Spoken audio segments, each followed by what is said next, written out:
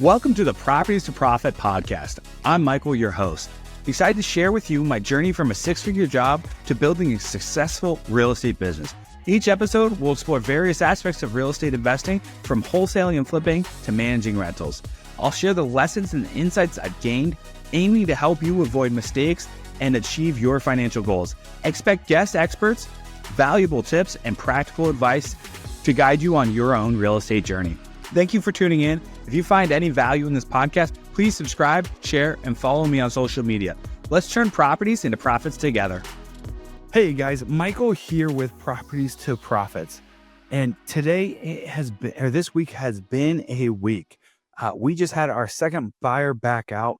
One of them is what I would consider a guru, and the other one it was a new buyer to us. And so we're going to talk about that one because the other one hasn't closed yet. And unfortunately, when this happens, it's a very delicate situation, especially when in our case, it was a property we wanted nothing to do with. So we're going to walk you through how we handled it. And so if you guys run into these issues, you know how to handle it a little bit better, and know that this does come up, and this is the ugly side of wholesaling real estate. Things aren't always perfect, and we don't close every single deal.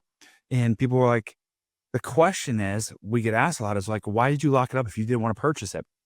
Well, usually we are able to help these people. We are better at finding buyers than realtors are, and we are better at making deals happen than realtors are, because we understand the emotions and the psychology behind the way a seller's thinking when they're in a distressed situation. So this particular buyer called us.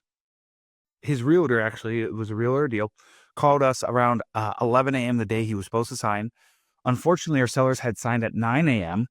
and this buyer hit us up saying, I can't move forward 2 hours after the sellers had already signed.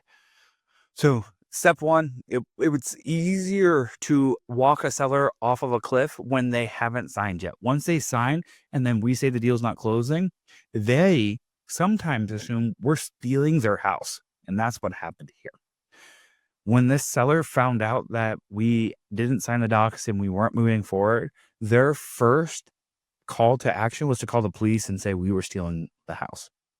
Yep. They thought that if we didn't sign on the deed, that we were just stealing the house and we were refusing to pay them. So we had to call them and help them understand that was not the case here.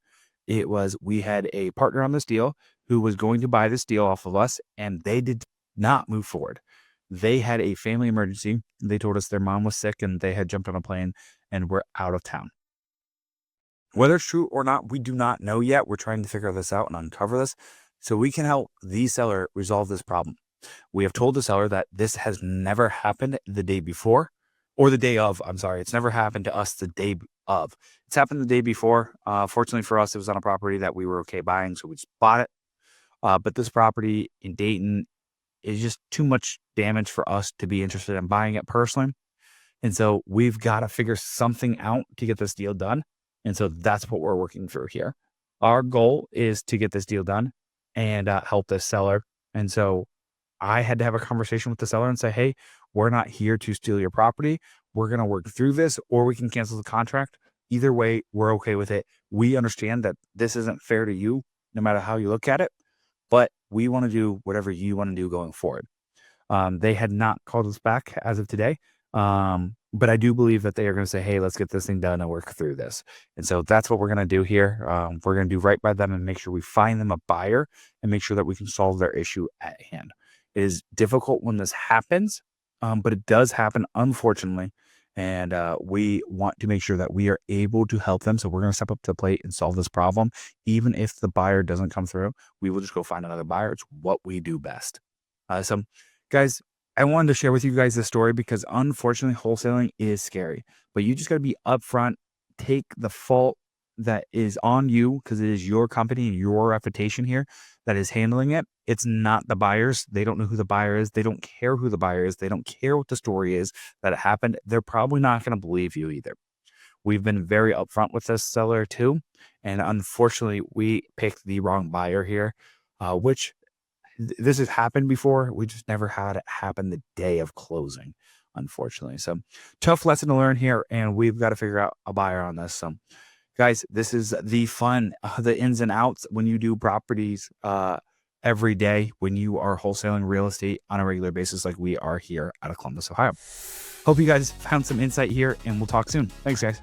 Thank you for listening to the Properties to Profit podcast. I hope you found today's episode valuable. If you enjoy the show, please subscribe and share it with others who might benefit. Follow me on social media for more updates and tips. Until next time, keep turning properties into profits.